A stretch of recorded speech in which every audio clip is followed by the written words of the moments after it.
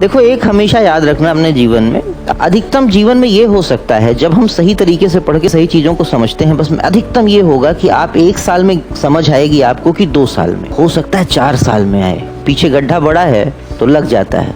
लेकिन एक चीज की मैं गारंटी लिख के दे दूंगा, और अगर आप उस पर गलत रहा मैं, तो आप कहोगे तो मैं अपने प्राण भी त्याग दूंगा, कि अगर आप सही तरीके से चीजों को पढ़ते हो और समझते हो तो आपको समझ आएगी ही आएगी।